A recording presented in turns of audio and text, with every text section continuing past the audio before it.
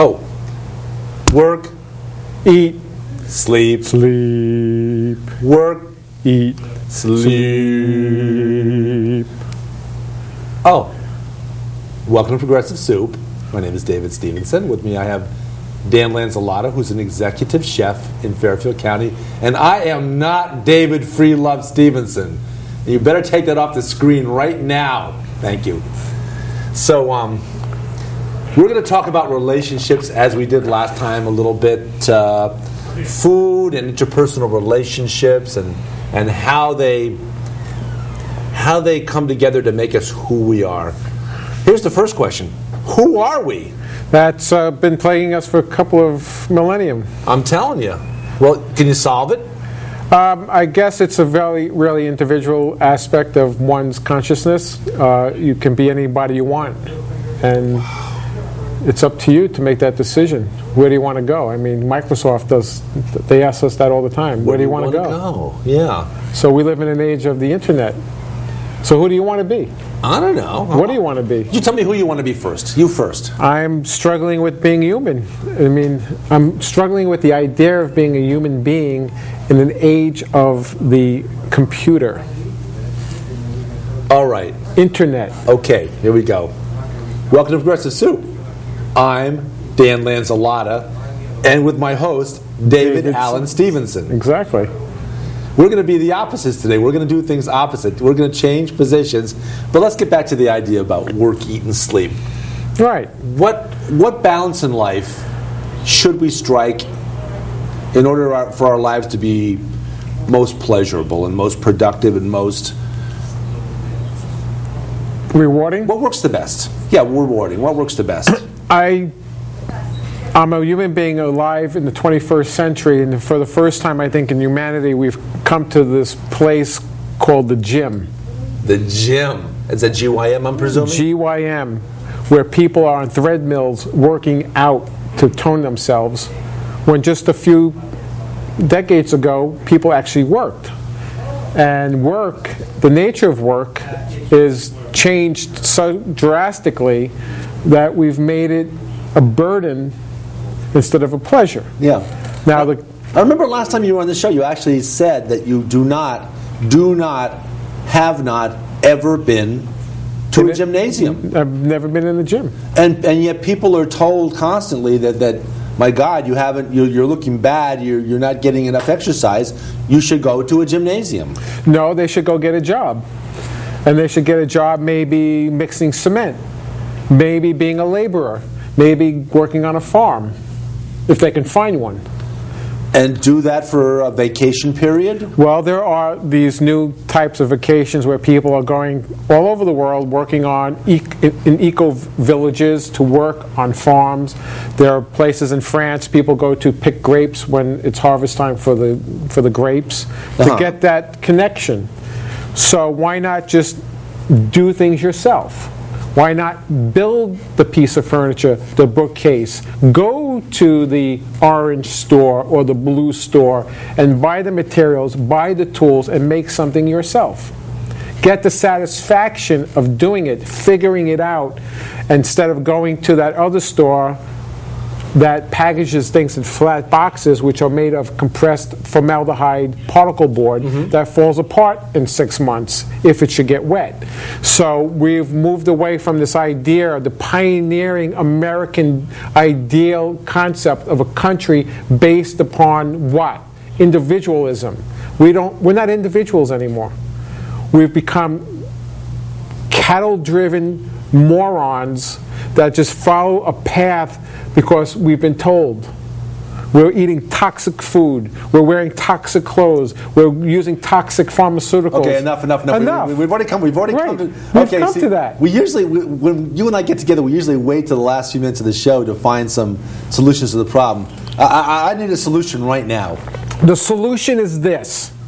Get up in the morning, go to a job. If you hate the job, find a moment's pleasure in it, celebrate the pleasure, enjoy what you're doing. You might actually get excited by it. I don't care if you're assembling paper boxes. Find something in it that you enjoy.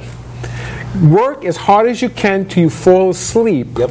Go home hungry, eat something decent, and get a good night's sleep, and do it again the next day.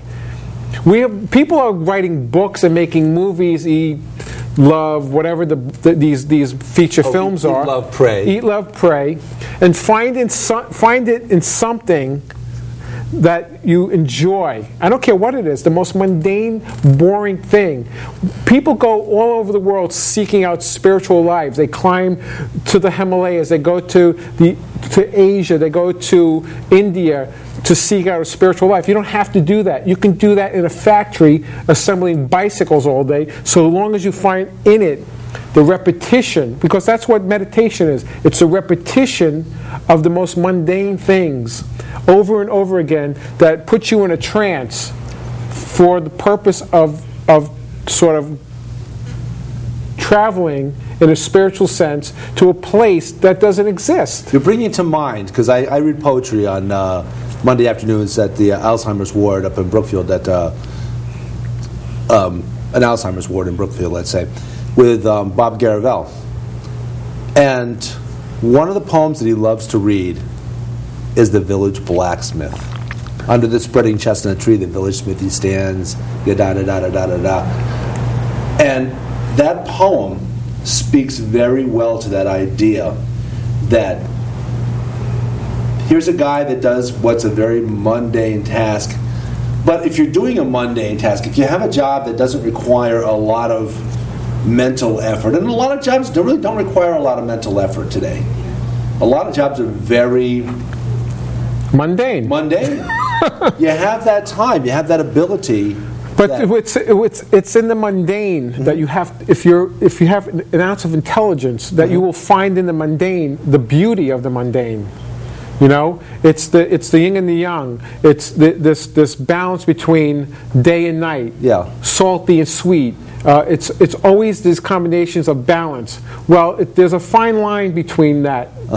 Yeah. The sweet and the salty. There's always this balance that you're trying to strike. Well, you can find the joy in the most mundane things. If you're a potter and you're throwing clay, you're not going to get the perfect pot. It's that process. It's that continuous seeking out of something that you're going to look for. And you may not get to it till you die. But you've spent this journey to this place that they try over and over and over again till you find that perfection in something. If you look at Japanese knives, very high-end Japanese knives that they use in sushi and really fine, these knives cost $3,000, $1,500. They're very expensive knives. Now, you may just look at it and see a knife. Yeah. And when I say to you, what is the value of this knife? You may say, oh, it's $75. And I'll say to you, it's $3,000. Well, if you look at the process of how that knife was made, the forging, the handling, the carving, the etching, the way the handles are made, that process brings you to this absolute perfection. You see? Are those knives ever, do they give you the sense of each one being exactly the same, or do they end up a little bit different? They're always going to be exactly different. You see, exactly different. That's the beauty. There's the perfection is in the imperfection, and we don't get that in this culture. We don't care about the process. We only care about the result. And there are many people who are very, very unhappy, who are medicated, drunk, stoned, because they don't find the time to find in the mundaneness of it all the perfection of being mundane. So in other words, what you're saying is heal thyself. Of course. Find solutions within yourself instead of looking without. That's why there's such a surge in the interest in getting back to sustainable living, back to organic, which doesn't really exist in my opinion. Right. It's how did we get here to this idea of organic when only 50 years ago farming and the nature of farming was natural? Right? And now we've imposed all these rules and regulations to get to something that has already been. But then we had this big chunk of time of producing volumes of food for cheap, which is getting us very sick. See, we've taken the process out and we've skipped over to the result I don't care what the process is. I want the results of yield. Yield, yield, yield, and size. So the tomatoes, 6 pounds. It's tasteless. It has no value nutritionally. It has nothing about it. It has no color. It's about the yield. So the end has come to justify the means, is what you're saying. Right. So we have to get back to a system of thinking and being in our culture that enjoys the process. You've asked somebody, what do you want to do with your life? I don't know. What do you want to do with your life? I don't know. Well, they spend so much time with the I don't knows that time goes by and they still don't know. It's either you're going to latch onto something, find something that you love to do. It could be, I don't care if you're a mailman or a plumber or a doctor or a scientist or a programmer. There has to be something in it that you enjoy doing, and you find in that process, that work, value. And we don't have that. We don't do any. We don't manufacture. We don't produce anything in this country anymore. Yet we consume everything in this culture. We can change the economy in this culture tomorrow in a couple of months by instilling in people that love, that lust of doing something. Even if you're working on an assembly line, bring the jobs back to this country by producing. So we have to get back to that idea again. You're making me think of another show that I had on a couple of months ago, probably back in April. A gentleman, Peter Mullen, Pete the Poet, he goes by, who, as you see, he creates things. He makes tables, amongst other things. And every table is a little bit different, one from the other. He gave up on the concept of perfection. Matter of fact, he threw out the concept of perfection long ago. And he makes tables that are a little bit individualized, a little bit different one from the other. He'll carve a little something underneath the table that maybe the people will find years later when they happen to look under the table and find something so the table has an identity. And while he's doing his work, if he's doing a more mundane job like a roofing job, he does the cedar shingle roofs also, he'll be working in his mind, writing books, writing poetry, and then he brings it home and he transcribes it out. Right. But there's a guy that enjoys what he does, and you're right, a lot of people nowadays really don't enjoy what they do. Well, because we live vicariously through everything else. We live vicariously through television, the internet, other people's whatever. And we don't seek out our own individuality by discovering those things, because it might be too boring, it might be too tedious, it might be too taxing. I recently met somebody here in Connecticut that I think is, for the most part, skillless. And I've been trying to show him different skills in doing things around his house. And cutting sheetrock, for instance, isn't the most, it's not the sexiest thing in the world to do, but it's a necessary process to get to having a wall. Now, you're either going to do it, and you're going to do it correctly, so the piece fits, or you're not going to do it. So if you're going to approach something, you approach it with all your heart and soul, and you go into something knowing that, and the results will be different. It's the same in cooking. If you go to a restaurant, you'll know if the person in the back in the kitchen is enjoying the process of cooking, or if they're into it. If they've been doing it by rote and that's the way it is, and it's a product that's going to go out and we don't care, and the food tastes like, not so good.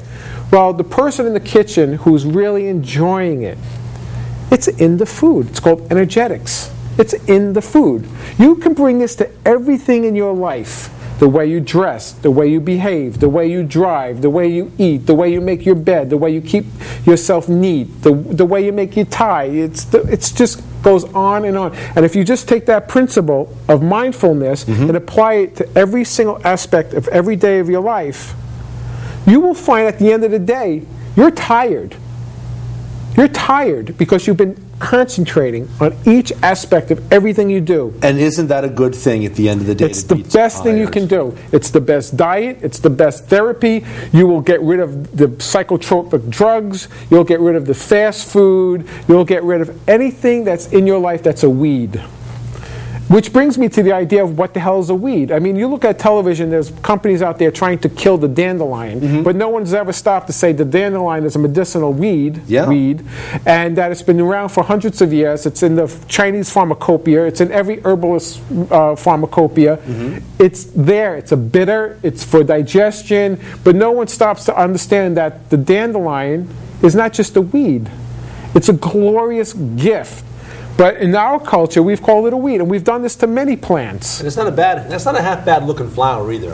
And you can make wine from it on top of it. It's got the lovely yellow flower, and then it goes to seed, and you get a lovely ball of puff of seeds. Yes. That you can clip off and blow and watch the seeds fly all over the place. Right, and that's just one example. I mean, there are hundreds, thousands of examples of things that we're destroying. Just to get rid of stuff, to spray stuff with toxic chemicals to get rid of those weeds. But there are weeds in every aspect of our lives. But if you approach it in a different way and say, what the heck am I doing? Get up, bake bread, do something, make something, create something, do something with the time you have. It's a short time. Or making little twists and little applications of whatever job you happen to do, to interact with people around you in a way that makes their life a little bit better. And as an example, I've got a very sweet individual in my life who, in her job, she stands in line and checks people out. And I've seen her in action doing this. And she carries on marvelous conversations. She'll find a little something about someone coming through the line. Right. And just engage in a few seconds of conversation. And in a few seconds, you can make someone's life a little bit better. But not only that, you're making a connection with somebody who may change your life in ways you don't even imagine. If you just took the time to have a conversation with somebody, the person you're sitting next to on the bus, the person that's in line, the person that's sitting next to you on a plane, those connections, the art of conversation, it's in line with everything else. Eat, pray, whatever it is. Eat, pray, love, I believe. Eat, pray, love. Movie, yeah. Yes. Why do we need somebody to point that out to us? Why do we need to find a manual to understand something that's so innate in the human consciousness? Or, if somebody points it out to us, we best darn sure listen and act on it. Take good advice. I agree with that, but we're living in a time where people are so disconnected that we constantly have to have these reminders of manuals and tapes and how-tos and things. Show me how to live my life. Why is it that we've gotten to that point in the 21st century where I could just go to my iPhone and I can learn to figure out how to live my life by not taking the bull by the horns and just jumping? So you're proposing that life should be more of a self-guided tour. Self-guided tour with the curiosity of a child and this wonderment about discovery. Even if it's cutting sheetrock, the way the sheetrock snaps when you run a knife through it. Wow, I didn't know it did that. Yeah. Holy moly. Being observative and whatever it is. Looking at the world around you and gathering a little pleasure out of mundane things. Right. Well, it didn't fit. Cut another piece. Yeah. Just go and do it yourself. We are a nation that was based upon this concept. Pioneers. And now we relegated this idea to everyone else except ourselves. We turn on the TV to the experts. They're the experts on every major network, cable, otherwise, internet. They're experts everywhere. Become your own expert. Go to the library and get a book out. And read and learn something. And read it. Don't depend on a website. Read. Take a book out on any subject and go page by page and figure it out. Find a little something and add a little something to your life. Exactly. We were talking earlier before we came on about France, and I want to just touch on that a little bit. You mentioned about how the French have a mandatory retirement age of... It was 55. Now I don't know what it is now, but when I lived there, it was 55. Yeah. Come on. Well, you were there last year. I was there for the winter of last year. Yeah. And they have a wonderful lifestyle. Yeah. But they're supported by another type of situation called socialism, Yeah. which is a disguise for capitalism their way. Yeah. It's a very capitalistic society. Yeah. But there's a so-called safety net, and they've gotten very used to it. In fact, they're very lazy about many things. Yeah. And now they're increasing I think the retirement age to 63. Wow. Yeah. That's a killer. That's a killer. What do they live to be, about 80 on average now? About 80, yeah. Well, the United States, the average life expectancy is 78, 80, somewhere in that range. And I know that countries that have national health insurance, like France, have a longer life expectancy because of that, because they don't get cancer without it being caught quickly and dealt with quickly. Well, the comparison between the United States and France is incongruent to me. Incongruent, because it just doesn't make sense to try to compare a country of 300 million to a country like 65 million. That's like comparing yeses and we's. Yeah, exactly. Something like that. Or yeses and, or we's and, yeah, you got, true that, yo. You know, and so when people try to compare the United States to France, it's not a very good comparison. It's just a different whole set of rules and regulations that they have. I like the way you're going with the idea about what maybe is a little bit of a downside of socialism, in that people become a little too, and it's pointed out, and I think there's some validity to it being pointed out, that under a society where things are laid out in front of you from birth to death, that you kind of become, for lack of a better word, a little bit lazy. You know, well, I would argue that we've become a little bit lazy. I think we've become so complacent in this country that all we do is shop. We don't produce. Well, they'll make it over there, you know, offshore somewhere, and they'll ship it over in containers, and we'll go to the store and we'll buy volumes of stuff we don't need. There are many places where you need like a pickup truck to go shopping. Yeah. You know, I need a roll of paper towel, but this store sells them, you know, 20 to a pack. I don't need 20. You know, and you might save a nickel per roll. Right.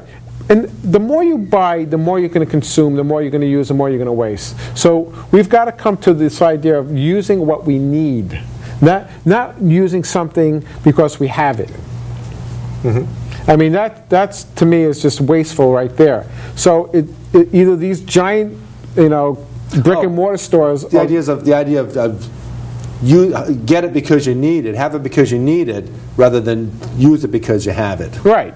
So if I have 20 rolls of paper towel in the closet, I'm going to use 20 rolls of paper towel. Yeah, you're not going to let them sit around for a year. No. You're going to use and that means I'm going to buy some more, and I'm going to keep buying, and keep buying, and keep buying, because somewhere in my consciousness is that it's there. But if I have a roll, I might decide what I'm going to use it for. Yeah, sparingly. Or you might rip off a half a sheet rather than a full sheet. Right, and I've seen it done. If a job calls for a half a sheet. Right, I've seen it done. I know people who do that. And that's a different consciousness. So we consume, and I can probably guarantee you that paper towel is not made in this country. So we've shot ourselves in the foot. Yeah. We don't produce. We're complaining about the economy, and we're supporting everyone else's economy. And here we are. We're complaining about the people that complain about the economy. How about that? Which I think is good. That's what makes it a great country. It sounds like a derivative in a way, because you know all the big to do about derivatives and people investing based on how not on how a stock is going to do or how a commodity is going to do, but movement. Did it work? No. Right. It didn't work. So we're doing differential calculus in terms of complaining about other people's complaining, and now we'll have to decide whether other people are complaining enough, whether they're complaining this much or this much. If they complain more than we expect them to, then we do better. Well, I think complaining is fine and healthy, but you have to have a backup system, and the backup system has to be a solution. And the solution is for people to find something they love to do, work at it very hard, get very tired from it, eat well, get up and do it again. And we need to get people back into a consciousness of working and find really some hard. enjoyment in what they do. And whatever it is. It doesn't matter, because you don't know where you're going to wind up. Because in that mundane process, you might just turn your head one day, and like you said, you might have a conversation with somebody.